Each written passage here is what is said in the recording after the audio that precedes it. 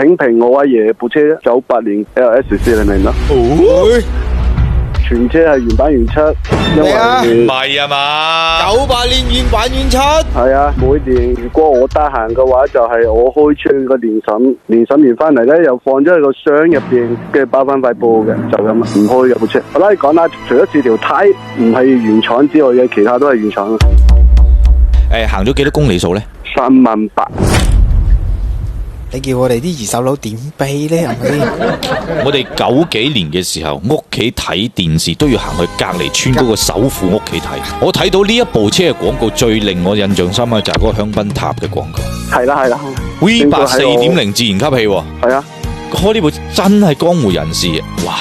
你阿爺真係一個傳奇人物嚟嘅。包括我自己老豆都未開過呢部車。邊度牌照呢？粵 B。方便講下你阿爺之前係做咩工作噶嘛？早傳落嚟都係玩沙石嘅。你係第3代喎。係啊，好好守住啲財喎。梗係冇財啦。何出此言呢？因為依家屋企出咗啲事，以前就係我哋玩沙石，家下就沙石玩我哋。因為好多都走咗路啊嘛，收唔到錢。跟住本身我哋自己有個車隊。但係你阿爺嗰代開呢一台車嘅都係江湖人士喎。咁我唔知啦，因為我係見過佢一面咁多。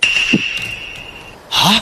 因為我出世可能3歲到，見過佢之後就行咗去啦嘅。哦，咁然之後就交咗啲嘢俾你老豆啦。冇錯，只不過間公司唔掂啊嘛，本身唔諗住賣嘅，但係冇辦法，一嚟壓住個車位。咁但係而家個車主個名係寫邊個嘅呢？都係我阿爺。喂，咁啊好棘手喎！有乜點棘手啊？先繼承再過戶。係啦，一繼承部車嘅價值已經，就好似而家嘅嗰啲沙石咁啦。咁咪咯，即係繼承咗個價錢仲差啲啊？差好遠。唔係啩？基本上冇咗所謂嘅收藏價值啦。冇錯。太可惜。你冇辦法噶喎。要唔要俾你知道一下？而家呢個車，如果好似你咁樣嘅車況，冇所謂繼承嘅呢個背景嘅話，大概啲人賣緊幾多呢？大概幾多？8到10萬到。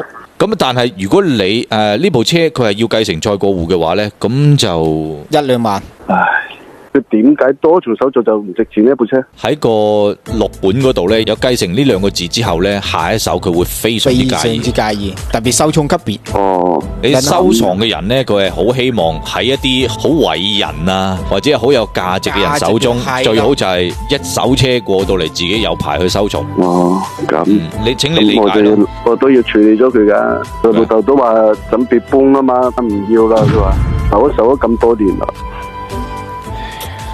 其實我好唔捨得噶，因為畢竟嚟講佢車況比較靚。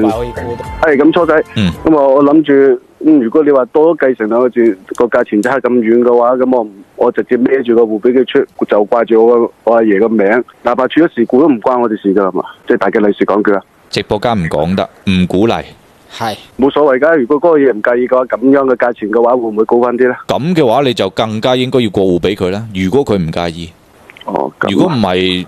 係咯，我明白，大概我知道。咁好，屋企人商量，係要出嘅話，我就你揾到嗰個人先。哦，明白，兄弟，我只能夠講到呢度。好，唔該晒，拜拜，一切順利啊！拜拜。跟住加點讚，用車冇使煩。